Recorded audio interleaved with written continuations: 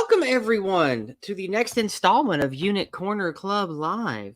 I hope you enjoy that lovely intro music that is from White Bat Audio.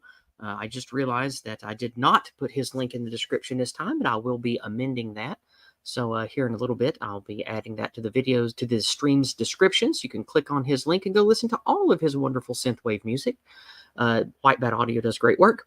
Speaking of great work, we're going to be joined today by a man who goes by Last Things, who gave a wonderful presentation, perhaps my favorite, at the Old Glory Club event that concluded a couple of weekends ago. He's going to be sharing with us some very interesting and important ideas about the type of society we live in today and plotting the right course to take in this haze of confusion we live in. But before we get to that, I would like to let you guys know a little bit of housekeeping here. For whatever reason, I couldn't get Rumble to work today. For 2 hours, I kept going back to Rumble, trying to set up a stream. It would let me set up a stream, but it wouldn't show up on my channel, and it wouldn't let me connect to it, and it also wouldn't let me thread it to StreamYard. So there was no way in the several hours leading up to this stream I was able to make a functional Rumble stream. So sadly, this is only airing live on my YouTube and my Odyssey. But it will, of course, later this evening be uploaded as a VOD to Rumble. So you will be able to listen to it on repeat via Rumble. So before we get started, I'd just like to remind you that during my Eunuch Corner Club discussions, I do not pause during the stream to respond to any paid chats or messages that come in. We will be reviewing all of your questions and comments in the live chat, especially the paid chats that come in via Entropy, via Entropy, Cash App, PayPal, Subscribestar.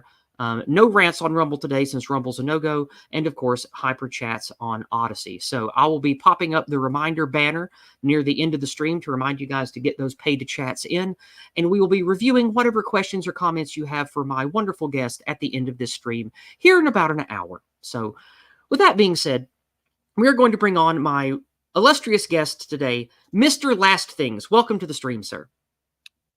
Thanks for having me, Yiz. It's great to be here. Well, I'm glad you're here. Thank you for acquiescing to my request to be part of my Corner Club series and to help me discuss things today. And because he is my best pal in this dissident sphere, my man, Chris. Welcome to the stream, Newsfist. Hey, yes, hey, Last Things. Always a pleasure to be here. Thanks for inviting me. And I appreciate Newsfist championing on. He is quite sick. He's got that Putin virus. Zelensky. I have the virus of Putin. Yes, he's all up in my Ukraine. But no, he unfortunately he's had to cancel his stream yesterday, and if he feels good, we are still going to do an Empire of Lies this week if we can. But for today, he has soldiered on. He has had plenty of hot tea, and Newsfist is here to co-host our discussion with Mr. Last Things. So before we get into the topic of the stream today, I would just like to compliment myself on making that wonderful thumbnail for today. I looked through maybe 500 or 600 synthwave images before I combined two and made the thumbnail for today. And I was proud of myself for the title, Plotting the Right Lines, which will become evident later in the stream why I chose that. So put a pin in that, listener, and remember why that phrase is important, as it will become clear to you later. Before we get started, however, Last Things, I only discovered you at the Old Glory Club event, and you said that you were passingly familiar with me beforehand. I would like all of my listeners to be familiar with you, know some about you, and why you are the man making the public content that you do. So take the first 5 or 6 minutes of the discussion today.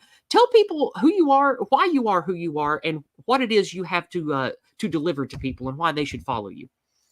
Yeah, absolutely. Sounds good. So I just like Yiz, I run a YouTube channel. I try to do about one interview a week there with our guys, as the saying goes. But I think my main motif and what I am known for are my longer form video essays, which the typical format for them is to take a film or a television show as kind of a jumping off point and a springboard for discussing a philosophical concept or a philosophical thinker.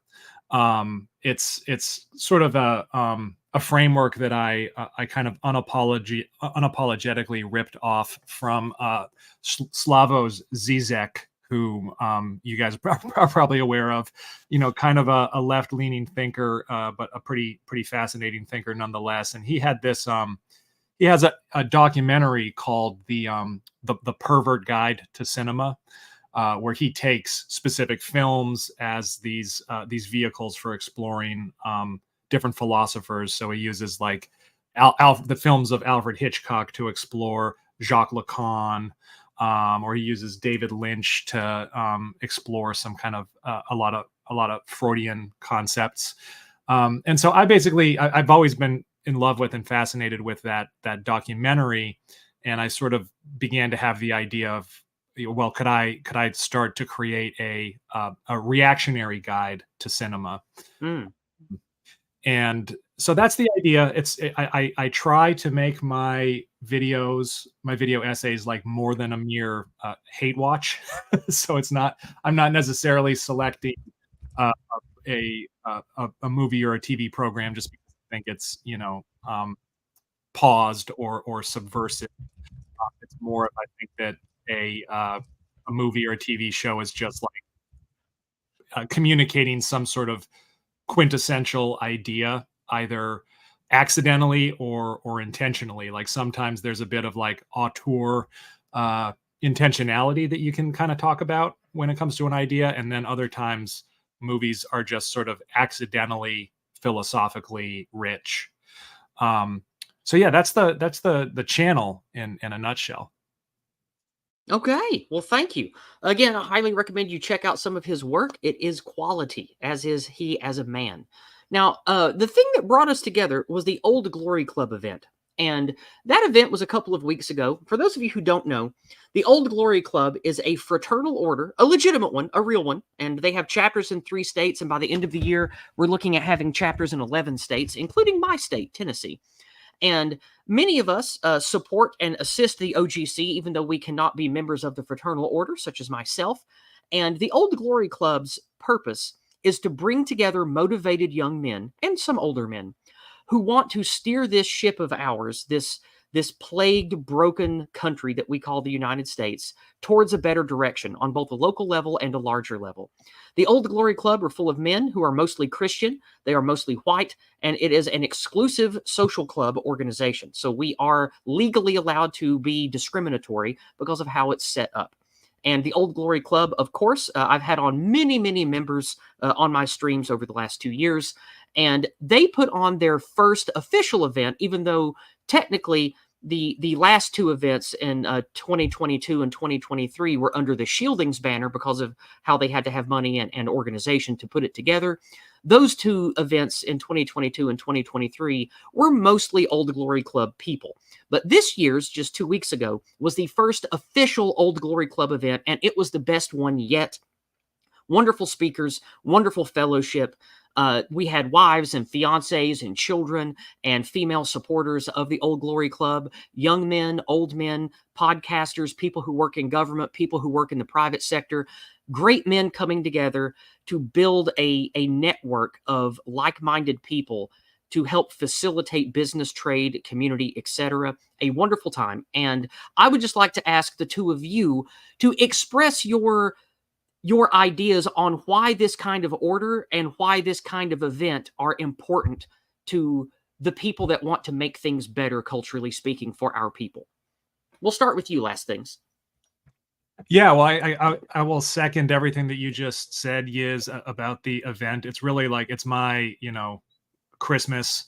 I was at it this year. I was at it last year, and it's just I find it very, very cathartic to just be able to kind of socialize in person with people that I spend a lot of my time when I'm commuting in my car, having these kind of parasocial relationships with. So it's what I look forward to most of all each year.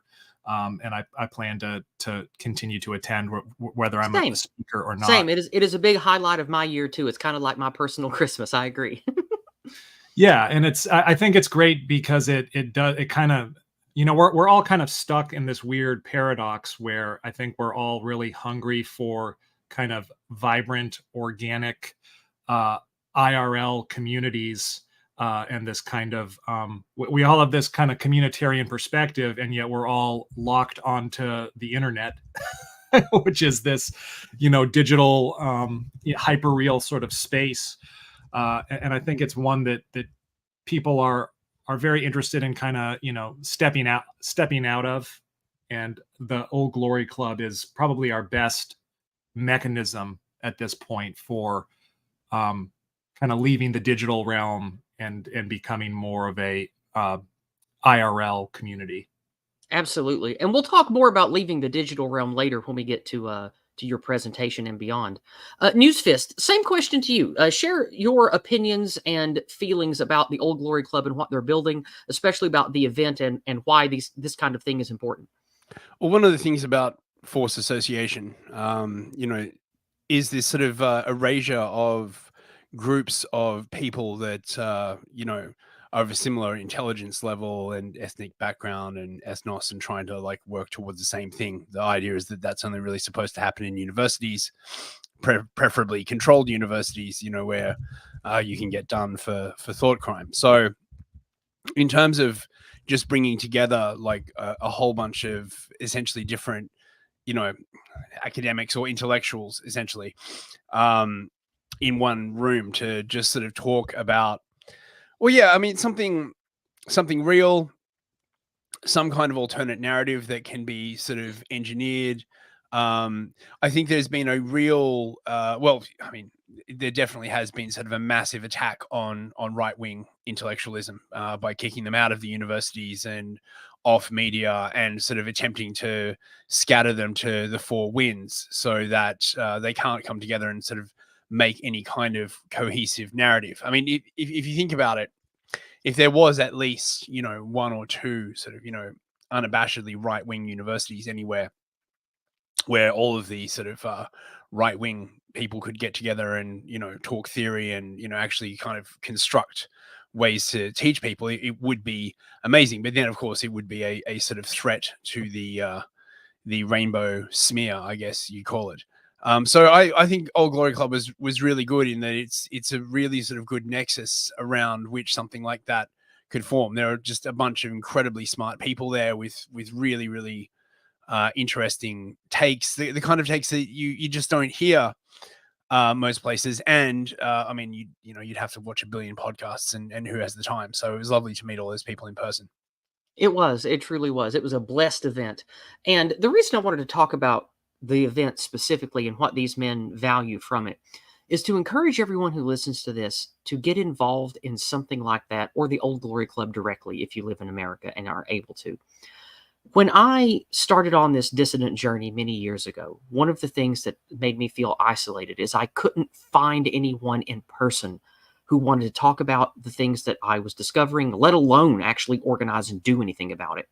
And here I am 10 or 11 years later at the forefront of groups who want to build and do things in meat space, networking businesses together, creating families, creating communities, buying up land to make gated communities together.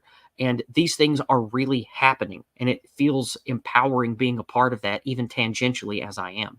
And that is the kind of meaning that I think most of you who have found content like this are hungry for out there. So get involved, get connected, make friends with people that you can who are part of organizations like this. And don't be afraid to start your own. Because once you start building with others, it only takes two people. Like when Ernst Van Zyl came on my channel and we talked about how AfriForum started in South Africa, it only takes two people getting together to start a community group. And once you have those two people together, do some positive works, do some engagement with people around you, see how it goes. And once that becomes a thing, you can start networking with others who are also doing similar things. That's what led to the series of Venn diagram networks that built the Old Glory Club. So get out there, build and do. So now that that's out of the way, last things, if you don't mind, I know that people have been asking you the same thing for the last 2 weeks, but would you please take 10 to 15 minutes and do a summarized version for my listeners about your particular presentation on Deleuze and control societies and creating a new line? Give us like a 10 to 15 minute summary of that wonderful presentation of yours, and then we'll get into the discussion. Yeah, absolutely. I'll do my best. as I mentioned at the start of my talk, discussing Gilles Deleuze, which is what my talk was on, is always challenging. So there were a couple key ideas of Gilles Deleuze that I wanted to familiarize the OGC with, because I think they're very useful ways to kind of conceptualize what we're up against, where things are at technologically and culturally. And Deleuze, I think, also provides some very helpful tools, or what he refers to as weapons, things that can aid in liberation or emancipation. But the two sort of major umbrella overarching concepts that Deleuze offers us. I guess I should also just start with Deleuze is a 20th century French philosopher, technically a post-structuralist, kind of a peer of. I mean, he was writing around the same time as Michel Foucault and Jacques Derrida, so he's sort of in that crew of 20th century French postmodernists. The French intellectual scene of the post-war Europe is right where Deleuze is. He died in 1995. Right before he died, he wrote a very brief essay called Postscript on Societies of Control. And he was responding to this concept that Michel Foucault had developed. Foucault had these ideas of kind of different stages to societies. And the one that he felt epitomized and characterized the 18th, 19th, and early 20th century was what he called disciplined societies. And this is sort of something that coincides with industrialization, sort of the movement away from agriculture and a more kind of feudal society. Disciplined societies were preceded by sovereign societies with more kind of agrarian cultures. But disciplined society is what shepherded the West into an industrialized kind of world. And they were characterized by what he calls institutions of enclosure. So the main kind of institutions of a disciplined society are things like the school, the factory, the barracks, the hospital, the prison. These are all things that subjects within a disciplinary society sort of pass in and out of sequentially through life. You think of like Pink Floyd, Brick in the Wall. You start in school. School is what disciplines you to sort of sit still and be a obedient factory worker. And then eventually when the disciplined society has sort of extracted enough production out of you, you move on to the hospital. And if you don't fit into any of those systems of enclosure, you're going to the prison. But Deleuze introduces this novel concept in the 90s with this essay on the control society. And while he's not disagreeing with any of Foucault's conceptions, but what he is saying is that that disciplined societies are essentially on their way out. They are quickly becoming extinct. And what we are entering into in the West is the rise of what he calls the control society. So the control society differs from a disciplined society in how it sort of it manages its subjects. And he uses words to sort of describe the style of control that a control society uses as much more less linear, less like you're just enclosed inside these disciplinary spaces, but more like you're just perpetually inside this kind of web or network of control. One thing that's distinct from disciplined societies is there's something that's a bit more kind of overt. Like if you're a factory worker, you kind of know who owns the factory, who's the proletariat and who's the capitalist are probably pretty transparent. Yeah, the disciplined societies still had the layover of the previous centuries of social class, caste systems, aristocracy, middle class, lower class, etc. But the point that that Deleuze was making about the control society is all of that kind of effervesces, and all of the people just sort of become these individual little free roaming particles that are stuck in this web of media thought control stuff, where there isn't really that hard and fast strata to society anymore. Yeah, Indeed. no, that's perfectly well said. If the sort of Platonic ideal of the disciplined society is the panopticon, the Platonic ideal of the control society is the social credit score. Yeah, I think Yeah. that's pretty fair description as well. So there's not this kind of overt discipline or like authoritarian or totalitarian nature to a control society. A control society does not want its subjects to feel oppression or like it is getting in the way of you doing anything. So I think it's not necessarily a control society is not just, you know, the internet or digital space or virtual reality, but I do think that it is kind of a happy coincidence that, you know, after Deleuze writes this essay, we have films like The Matrix. And what is the Matrix? It's sort of this this machine which tries to keep its subjects satisfied and kind of give the impression of they're having kind of freedom and choice and liberation, while in reality it is this sort of synthetic veneer which only really provides anybody with a finite amount of decisions.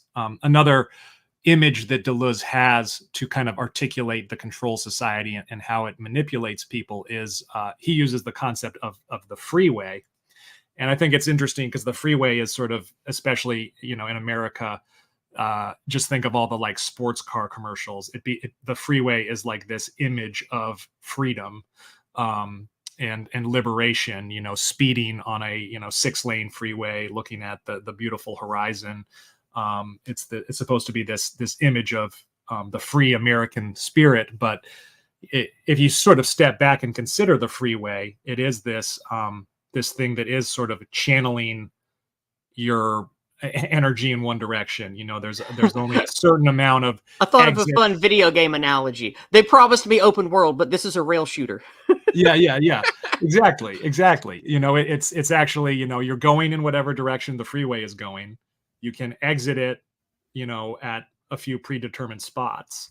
And it's actually quite limited. But that control societies want to sort of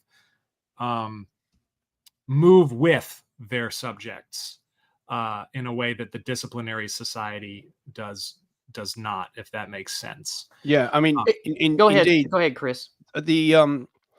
the discipline society, you know, just for listeners, we're talking about things like prisons, schools, jails, barracks, as last things were saying. You know, if you've ever seen The Wall by Pink Floyd, such societies can't really sell you the idea of freedom of choice. But the control society, on the other hand, can actually exist upon a platform of essentially saying to its citizens, you know, you can go wherever you want. You can do anything you want. You can be liberated. Just, you know, as long as you only do the kinds of things that a good person would want you to do. It's the idea of I think of the control society is very much like a nudge society, in the sense that once sort of the nudges are applied enough, people stop seeing the edges of the freeway, I guess, to use your example, last things. They're not really considered that they are confined in the freeway. They are focused to where they are going, or maybe not. Maybe, you know, I could go anywhere. I could drive to Dallas, and then from Dallas I could drive to literally anywhere. It's this really interesting sort of illusion of choice. It's not that you don't have choice. It's just that the bumpers on that choice are much more concealed than in a control society, where you can see the walls of the school or the walls of the panopticon. You can see the guard, you know, looking down from the watchtower. In the control society, it's more this idea that the policeman is inside everyone's head, I guess. Yeah, that's another quality that Deleuze mentions as well, is that it's no longer a question of you being monitored by some authority, as in the disciplinary society, but we all monitor one another, via social media Yeah. or what have you. The prisoner is the guard in a way that was not the case within the disciplinary society. So And I Would think you then? let, Sorry, let, would let you me then? let me jump in here for a Sorry, go on. second. I think what Deleuze and many of the other I don't like to use the left-right paradigm. I think that is outdated and only contentious in the modern era. But these men, of course, viewed themselves as some part of the left or liberal camp of thought, or in some cases, even the Marxist communist camps of thought. And these writers that were postmodernists, they were starting to speak about this late stage or end stage of liberalism. They were critiquing liberal culture and liberal society from the left in this regard. And I think that we should take note of that, because you can't look at this feminine, hands-off, faux freedom society and call it masculine, patriarchal, or in any way in the spirit of the divine order of ancient patriarchy. You can't call it that, and they know that. So they're not critiquing it on that grounds. They're talking about this problem that becomes manifest when you have the ideologies and the religious lines of rule of old being supplanted by a more Gnostic, liberal, religious, or moral order, and how that has changed things. And I'm sure that some of them would say for the better, but they also can see how it has changed things for the worse, and that freedom that they supposedly wanted all of those years during the 1900s, that the leftoids campaigned and protested for, has become a different kind of prison all of its own. And that's what I think that especially Deleuze and then Nick Land talked about with this sort of post 1900s liberal world order that we live in.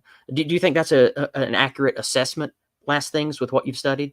yeah, no, I think that's great, and I do think that, I mean, part of why I wanted to give this talk is I think it behooves us at the OGC and on the dissident right in general to kind of consider ourselves as postmodernists, and to give the postmodern thinkers their due. I mean, even the most kind of like degenerate, florid leftist on the left postmodern spectrum, like somebody like Michel Foucault, has a lot to offer in terms of their power analyses.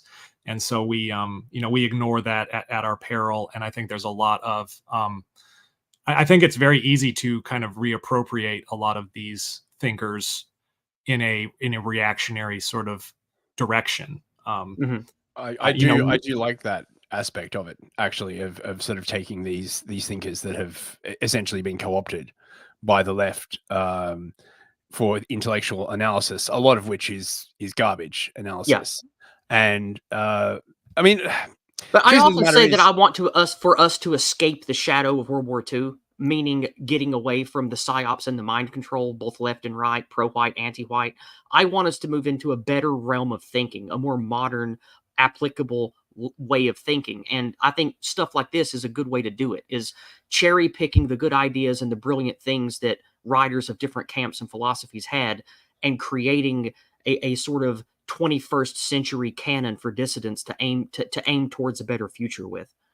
yes, I'm curious, because you mentioned a second ago that you don't really like the left right kind of dichotomy. No, I don't. Do you find something more helpful? I don't know. I mean, I don't know if you just find The binary two thinking in general is kind of not helpful. binary thinking is useful for constructing like belief structures and whatnot. But when theory cell conversations come up, I like to use two dichotomies: good versus evil, and reality versus pseudo reality. I Hmm. think that people in general who are more traditional, normal, or religious lean more towards reality and good. And the ones who are Gnostic, New World Order, Liberal World Order, man as a blank slate types, they lean towards pseudo reality and evil, because they assume that they are the penultimate metaphysical force, and that they can shape man as if they are God, and they believe that reality is subject to their wishes. And then the other camp believes the opposite of that. So I don't think left versus right political is a good dichotomy, because it just creates confusion and allows the resurrection of old 1900s abstractions to get in the way of constructive conversation. That's interesting, because I mean, everything that you just articulated is sort of like, those are just synonyms for how I deploy left and right nowadays. Like I don't think, I can't remember the last time I used left wing to describe like labor, the Labor Party, or somebody that's concerned with actual sort of class. Yeah. And myself being someone who's a racialist, I view things through and when I say race, I don't just mean haplogroups in the way that modern science can mark a genetic cluster. When I speak on race, I mean metaphysics, civilizational spirit, the culture soul, as maybe Spengler would call it, the biospirit, as Jason Kuna calls it, of the white well-being movement. When I speak about racial issues, it encompasses the beliefs of our forefathers, the enshrined cultural practices of all the different European ethnicities. That is the racial stuff that I think defines us and matters. And we either have to support that and embrace that as a real thing that is part of reality, or we reject it. And it has been proven that those who reject racialism are our enemies. They are enemies of reality. They are enemies of the good. And they want to assert evil and pseudo-reality upon us. And so, as a racialist, I do not like left versus right. And you can look at, the obvious example is going back to the Third Reich, looking at them as racialists. They were also a hybrid of left and right. They were a hybrid of new and old. They were a hybrid of progressive and traditional. So this is why I want modern thought to escape that shadow, not associate these ideas with Hitler and swastika and all of that. Despite how accurate all of that may be, I want to move away from this cancerous 1900s war machine era of putting people in camps and making them have to have these radical national banners or identities, because I don't think any of that matters anymore. All of those entities are dead and gone, and we don't really have peoplehood or nationhood that is any way compatible with what people had in the early 1900s. So that, again, is why, as a racialist, I want us to develop newer and better ways of thinking and speaking on the things that are valuable to us moving forward. It is true. I mean, I do think that I mean, I did one video on this where I was talking about the Amazon TV series, The Boys, as sort of a lens to discuss the boogeyman of like third wave or third way kind of fasci political ideology, which I do think is just sort of it's losing its cachet as the boogeyman. As we get further and further away from World War II. So I mean, I think it's a gradual process, but I think Gen Alpha is going to have much less kind of this immediate association. Like their Overton window of Australian painter, Satan himself on one end, and whatever's the other end of the Overton window. I think there'll be less cultural memory of that sort of thing. Well, I think one of the crises that the left, broadly speaking, having is that they have won, essentially, and by defining themselves, for however long, as a force of resistance to make a better society, and finally they get the chance to make the society that they've always wanted, and it's bloody terrible, and it's much harder to sort of carry this line of if we were in power, we would make everything better, when they've already done that, and the people that have to live under it are now rebelling against that, essentially. Yes, no argument here. They're definitely in power, but I'm sorry, I completely segued us away from Deleuze. Oh, that's okay. Let's go ahead and finish up what you had to say with your summary of the presentation, because that'll take us into the discussion I had planned. Sure. Yeah. Well, so the other big kind of concept, I mean, the title of my talk was called Becoming the Nomad War Machine, which is big provocative title. It's a But badass title, honestly. yeah, I wanted to make it sound as badass as possible. All of Deleuze's concepts, I think, just they always sound like metal albums or something. Yeah, I remember you telling me that at the event. Yeah.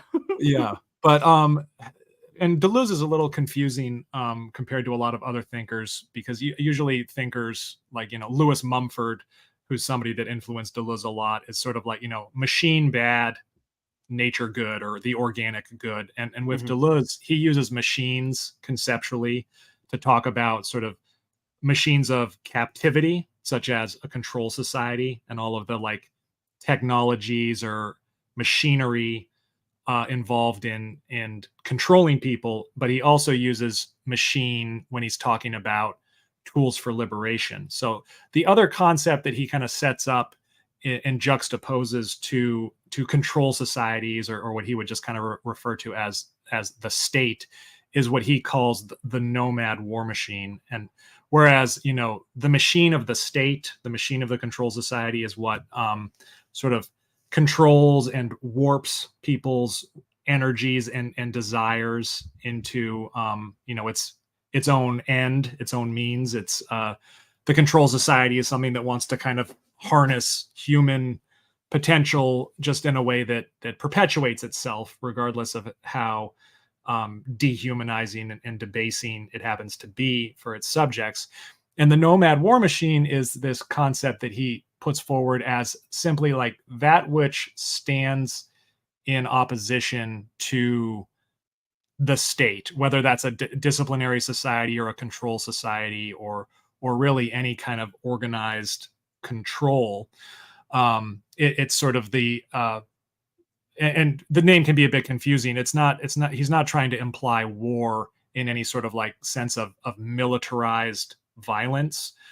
He's talking about war more as this kind of this primeval, primordial energy that we all have, that just resists being instrumentalized or being kind of um, ossified or coded into this control society. Like I think in my talk, like Deleuze did not like Freud, but if you think of like the id or the libido, or just like raw spirit, raw power and energy, it's sort of that thing inside us which rebels. But Deleuze, I think this is why he sticks with machine metaphor, regardless of whether he's describing something good or evil. He still approaches the study of the nomad war machine with the same kind of rigor, and he does believe that there are sort of like specific um, practices and strategies and disciplines that lead to liberation.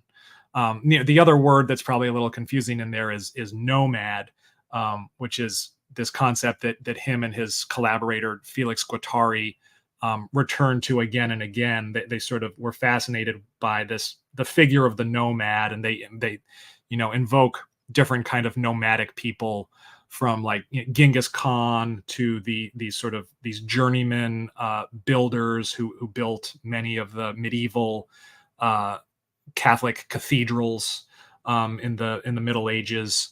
But the sort of nomadic people are what stood outside of these kind of overly um, mechanized, structured, bureaucratic cultures. You can think of like Genghis Khan and the uh, horse-mounted Mongols, uh, juxtaposed to this very like bureaucratic like Chinese empire that they're constantly sort of at war with. Um, so yeah, so the nomad war machine is this concept under which he is going to file all of these kind of strategies or tactics or concepts that can allow someone to escape a control society. And the analogy that you delivered in the presentation refresh my memory. What was it about drawing a new line or plotting a new line? There was some way you phrased that I really liked. And Yeah, I yeah. meant to So, write it down in my little notepad at the event, but I forgot. Tell me oh, again what it totally. was. Yeah. So one of these sort of key concepts, you could kind of think of these as like subroutines of the Nomad war machine, or like certain gears and certain levers you can pull. One of them is what he calls lines of flight. That's what Um, it was. yeah, Yes. and a line of flight is, I mean, really broadly speaking, Justin Murphy, who's a political scientist who wrote a book called Based Deleuze, which I highly recommend to people. He describes the line of flight, and I can't do a better job, as the galaxy brain moment. It's essentially when somebody has some thought or some idea or some concept, some inspirational moment that floats free of the control society. So it's not, it's something that does not appear to like well, to go back to the freeway, it's sort of when you figure out how to exit the freeway. And so this could be, anything from like a business idea, a startup, or a aesthetic project.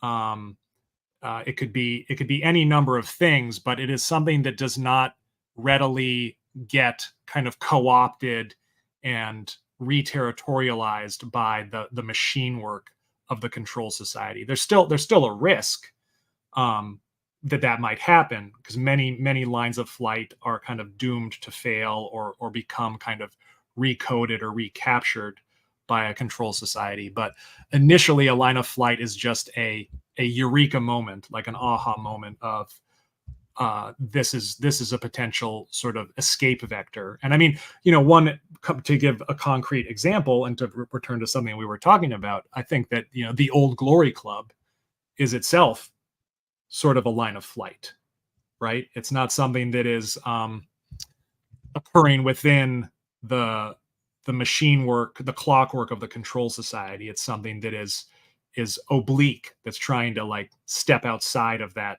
network of control. Very good. Now, that line of flight is where I wanted to launch the conversation today, the fresh thing. The line of flight idea that I got from you really set my mind afire with thinking about all of the stuff that we have building. We've got our friend Michelangelo of Pole with his manufacturing and his metalworking and 3D printing and stuff, wanting to network together other guys that do machine shop stuff, physical material generation, creating specialized machine parts just for people in our network. Then you've got people that like Brant Danger of School of the West, creating an entire catalog of young to high school level age education material for history, mathematics, and artwork, completely free of all the anti-male, anti-white, anti-us pause that exists in modern education. He's created a wonderful body of work, and other people are helping him with it now.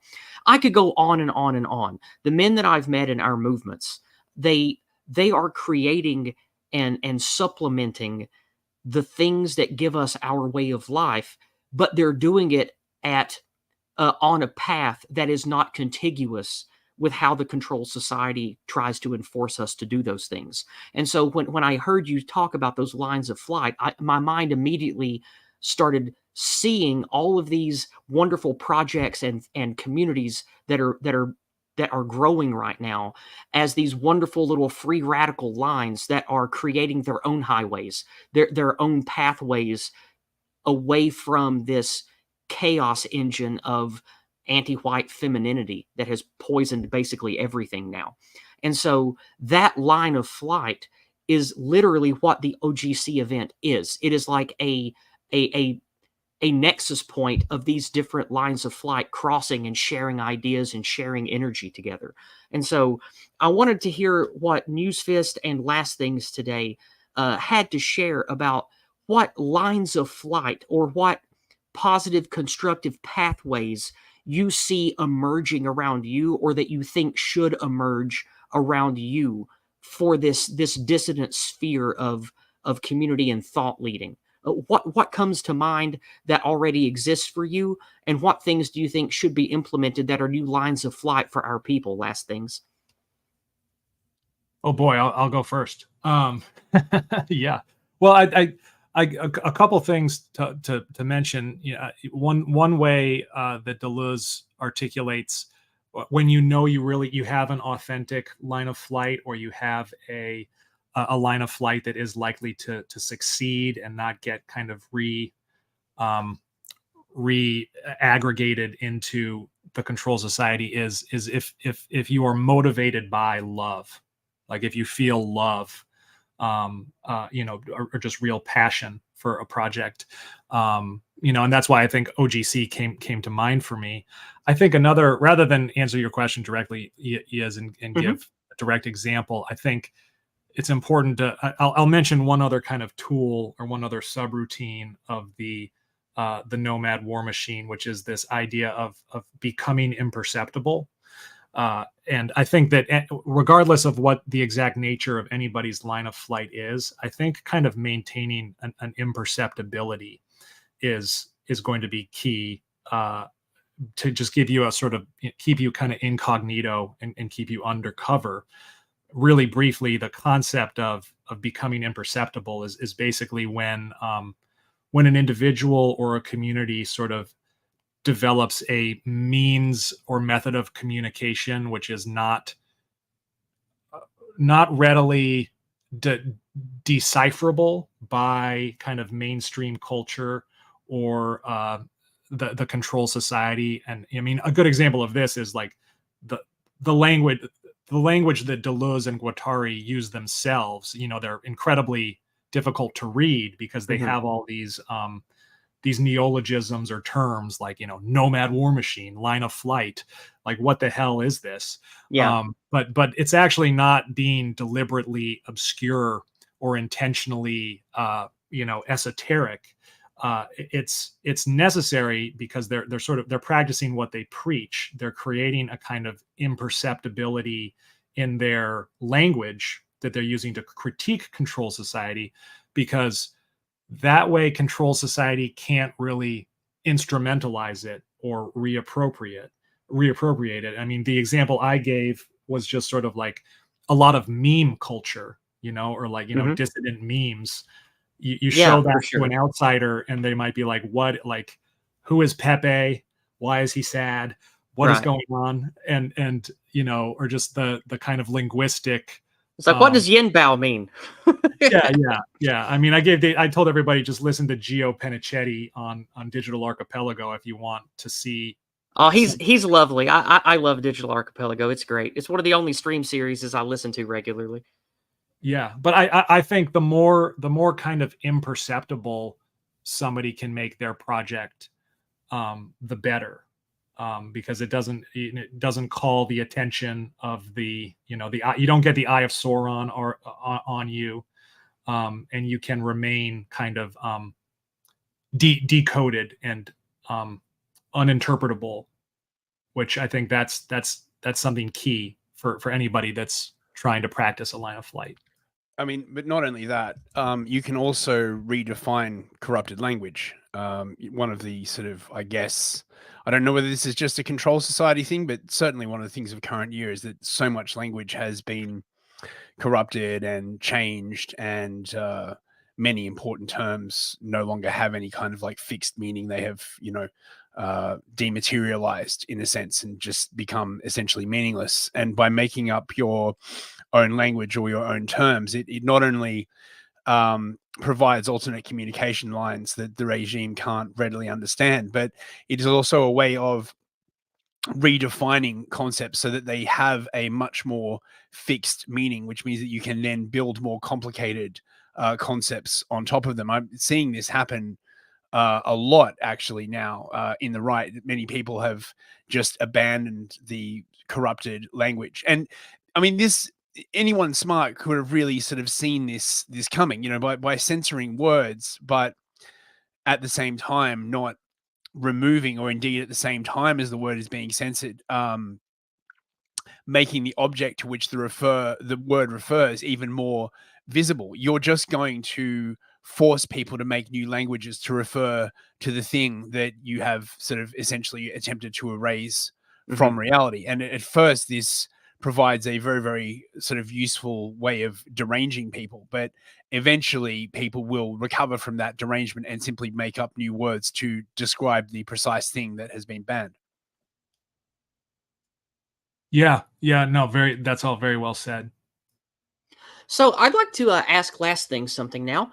Earlier in the stream, I told the listeners to remember the title, Plotting the Right Lines.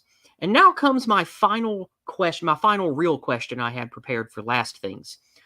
In light of all the things we've discussed, the concepts, the ideals, the applications, language war, etc., the advice that you would have for young men, not just in America, but young Western men, when it comes to plotting the right lines for personal success that will lead you to financial and material stability and lead you to finding a healthy wife, to be a healthy husband, and to also network with other like-minded men. Take a few minutes, think about it if you need to, but I would like you to tell us at least 2, maybe 3 or 4 lines that young men should plot towards having success in this control society of feminine chaos. Wow. Yeah. No. Great question. I think that one thing that I injected into my talk is not a concept from Deleuze, but a concept that I'm cribbing off of Josh Neal, who's a contemporary cultural critic who wrote a book, American Extremist, which is out through Imperium Press. Great. I haven't read that yet, but it is on my list too.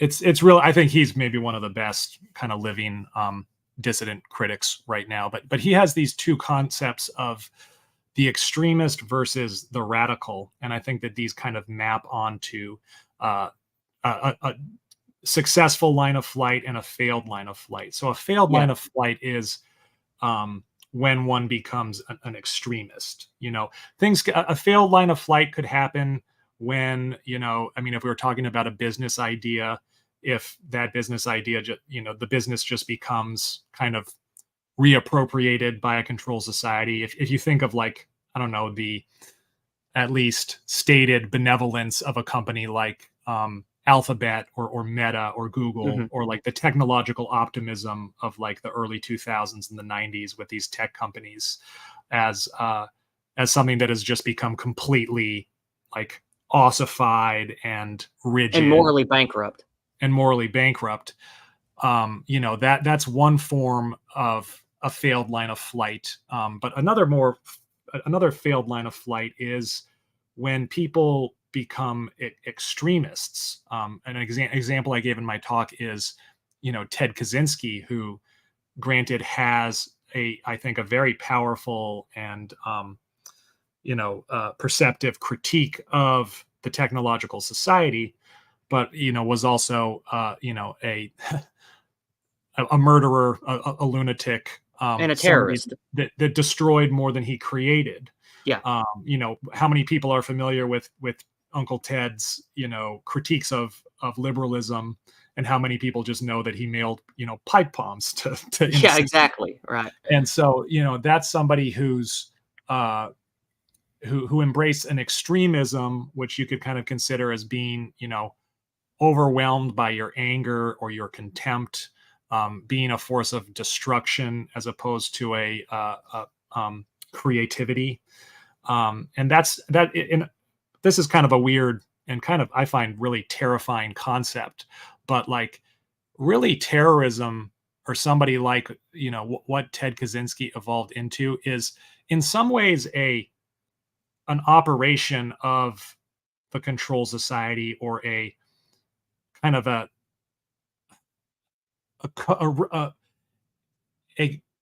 strategy of the state. Like, I think I've heard it described as like an extra market phenomenon.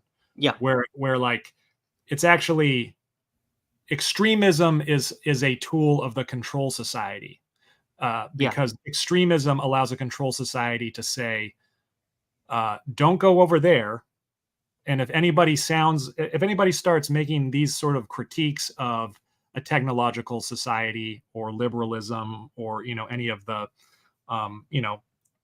prescient points that somebody like Kaczynski brings up, they're probably a dangerous psychopath. And in the case of Ted Kaczynski, he was. But it sort of adds this armor, like this Teflon, to a control society, because it reifies it. A terrorist and an extremist is somebody who gets recoded into the system, and the system becomes more immune to criticism, less able to, like, more rigid, more difficult to escape from. And if you don't mind me stepping in here, I'd like to speak a little about something that I mentioned earlier, but about being an extremist versus being a radical. One of my friends that I've known for a long time is in the chat right now. His name's Alex, and he, like many of the people I've met, embraces Nazi iconography, Nazi language. Many neo-Nazis and neo-Confederates I've met, I think that they have decided to embrace the extreme instead of embracing the radical. And this is why I have cautioned so many young men against taking on the mantle of iconography, language, and identity of these groups like neo-Confederates, neo-Nazis, neo-fascism, because even though the camps of thought are radical to the regime that we are all suffering under, like, we want to be pro-white, we want to be pro-Christian, we want to be pro-family, pro-reality, etc. We want to fight against the pseudo-reality of this, final stage liberalism or whatever. But if you go the extremist route, you stop being a functional radical and you start moving back into that realm of control. Like, for example, if I wanted to make a difference in my local community with radical ideals, if I take on the language and identity of the extremist, I have stepped back into the realm of the control society, because the control society, through their dominance of education and psyops through media, church, and everything else that's been corrupted, if I was to wear a swastika, call myself a neo-Nazi, and say, hey, all of these ideals that will make things better, this is Nazi ideas. Adolf Hitler was right. That makes me acting as a template that was already there by the control society to sabotage those radical ideals from taking root. And so this is why I caution people against extremism and against identity that are already established extremist ideas and symbols, because it doesn't matter what you have to say if you are participating in that already extant template of extremism. It severely hampers you creating a healthy, positive, radical line of flight. So even if you do believe in the tenets of National Socialism, which I do agree with many of them, or if you agree with neo-Confederacy, which I do agree with many of them, being a proud Southerner in the United States, I do not take on that language, that identity, and those symbols, because I view it as not having fully escaped the template laid out for me by the control society. Ergo, I am not acting in a truly radical way, only a partially radical way. And I think that dovetails nicely with what you just explained there. Yeah, no, yes, I think that, and the concept that you're hitting on directly is imperceptibility, and what you're describing is you're being perceptible, you're being very willingly and overly perceivable by your enemies. Do not use symbolism that is already coded and recognizable by your political opponents. Everybody knows what a swastika looks like and what it means and what it signifies. How many people know what a longhouse is? Yeah, right? Exactly. I mean, Pepe got kind of overcoded by Hillary Clinton, or recoded. So maybe Pepe is not a good example of this, but I think new symbolism, new imagery, new language that's becoming imperceptible. I mean, if I could just interject, I think this is one of the big differences between the discipline and control societies, in that under a control society, you can actually point out the thing that you are trying to attack. You know what I mean? You're trying to break down the Berlin Wall or something like that.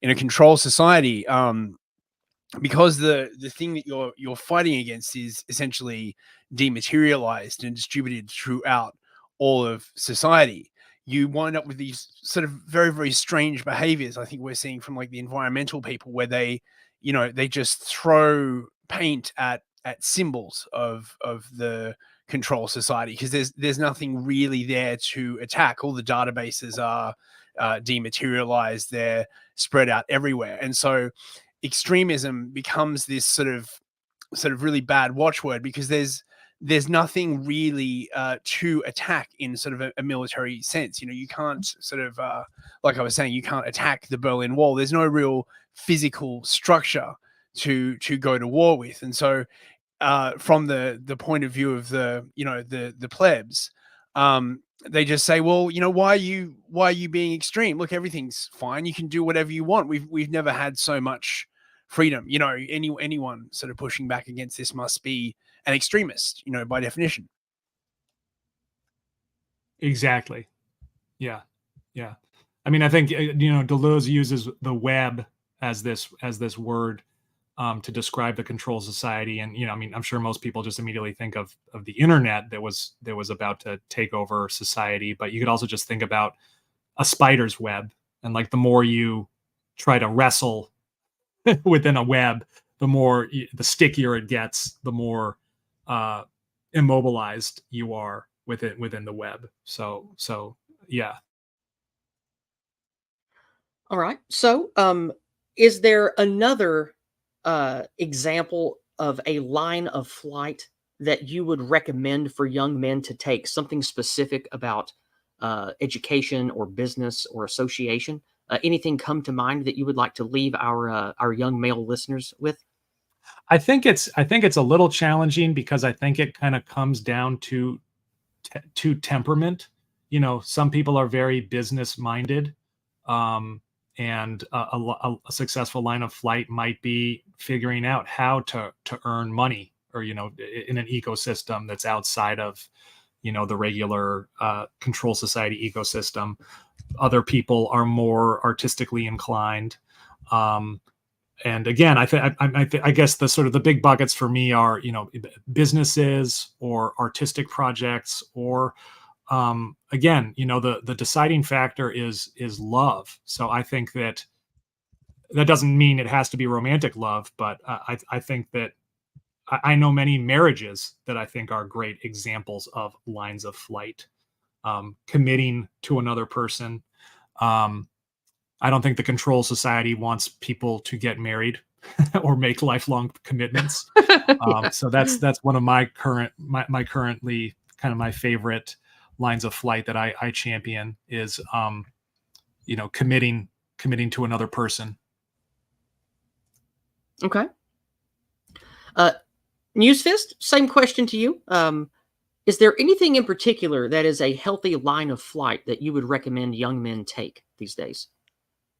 I don't know. I think possibly the biggest line of flight is just to understand the nature of the society in which we live in.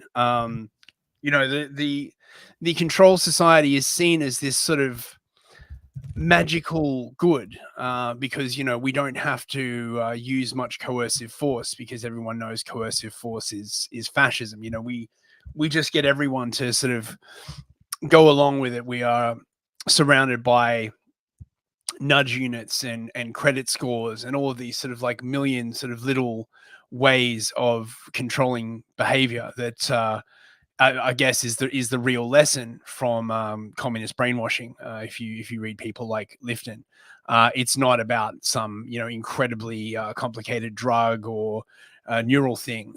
It is just about being surrounded by people who all obey the regime, all of whom are giving you a million cues every hour, some subtle, some overt, about how to fit in. And for those, and of course, the problem with the control society is that when it is first instantiated, it works brilliantly. But then the people who are running it start getting airs and graces and start attempting to push the outcomes of this society beyond the limits of what nature will bear. And that's when, everything starts going really, really wrong. It's kind of weird to think about this, that if the powers that be had more modest goals, rather than the goals to, you know, completely transform society, completely transform the human and everything about us, this kind of model, like a sort of soft control society, could potentially be very, very stable. Actually, it's not intrinsically a bad way of running a society, like, you know, any more than, you know, jackboots and prisons and panopticons. The problem is that if it's run by people who believe in the tabula rasa, people who believe that humans are infinitely malleable, right? The social constructivists, that there is no shape that the human cannot be sort of nudged into taking, then the power goes to their heads. And before you know it, they're trying to like convince you that, you know, men can be women and all this other kind of crazy stuff. So I don't know. I think the biggest line of flight is just realizing what time it is, essentially.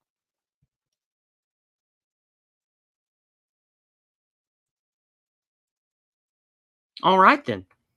Last things. Before we move to the community engagement segment, which will be short, we've only got one paid chat for now. I put a reminder in the chat. If there's anything in particular you want to ask Last Things while he is here, get that in now. You can send in Cash App, PayPal, Subscribe Star tips. I prefer paid chats over on Entropy. And if there are only a couple of those, I will consider entertaining questions in the live chat. At me, is the Eunuch, with your question for Last Things if you have a pertinent question to the material discussed today. Last Things, anything that you would like to close with or anything you would like to leave our listeners with before we wrap things up today? I guess that, I mean, maybe just one other PSA for for young men is, you know, don't feel like you need to be a purist, or you know, if you have a day job or if you work for a corporation, that you're, you know, you're not a true nomad. You know, we're all we're all human beings that have to make concessions to you know, feed our families, or you know, make our rent. So so yeah, don't do anything extreme, and extreme includes, you know, being down on yourself because you earn money via the control society network. Yeah, that's a good point. That's a good point. Because we can earn money via that stuff and then apply those resources towards our line of flight to build away from that. That's a good point. All right, then. We're going to move to community engagement and see what we've got. I'm going to refresh all the usual sites and see what we have shaking. All right, nothing on PayPal as of yet. We have one thing on Entropy, which we'll go ahead and get to now. Arakeen Green Moon, longtime listener of the channel. Good to see you again, Arakeen. For $3 over on Entropy, Arakeen says, there is a season for everything. Even ideologies have their spring and their winter, products of their time. Fair enough. More of a statement than a question. Anything you'd like to say to that, Last Things? Yeah, you know, in general, I kind of agree with the Spenglerian cycles, even though I sometimes I wonder why the idea kind of resonates with me, just because I feel like we are just stuck in winter, you know. It's like, yeah, it would be great if these seasons would kind of hurry up and we could begin discussing spring. Well, I think we are already seeing the green shoots. So, you know. Me too. Me too. I mean, homeschool numbers continue to grow. We're seeing more grassroots churches move away from the mega churches and the paused C of E, all of that stuff. Unfortunately, we have a cancerous pope, but he did say something pretty based recently, so that was pretty fun to see. We also are seeing local political activity supplanting or completely removing in many rural areas of America these WEF shill or military war machine shill types. And I think that is a little glimmer of hope that there is some kind of shift perhaps happening. Now, again, I don't believe in populism or that, quote, the people are going to vote their way out of this mess. But it is good to see that there's enough energy on these lines of flight that are hopefully taking us towards something better, that enough of us will have success to where not all is lost, and that gives me hope. So I am glad that that we are at that state to where we can perhaps start seeing the end of this horrible winter that we're going through. Now, that is it. There are no more paid chats, and there are no questions for you. So, last things, thank you for being here today. I had a wonderful conversation. I look forward to having more with you another day. You are definitely invited back to come to my channel whenever you like. Hopefully, you'll be a guest on Discordant Dragons one day. And as always, I am glad to work with you and do anything on your channel or help you build things that you like. I think you're a wonderful thinker and speaker, and I deeply appreciate you sharing what you did today on my channel. Thank you very much.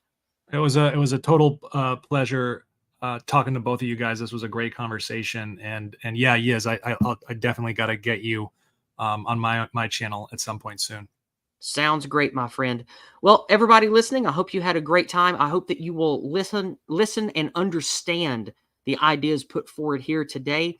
I want you listening right now, to take this information and apply it to your life. Make wise, healthy decisions. Put yourself and your loved ones on the best track for success that you can. And remember to never give up hope and to always speak the truth. Those are the things that will matter going forward. Be an example. Be pristine in your actions and in your ideas. God bless everyone. And if Newsfist is feeling up to it, we will see you Thursday night for Empire of Lies, but we will definitely be back Monday evening with more Discordant Dragons. Have a great week, everybody. Good night. Good night, everyone.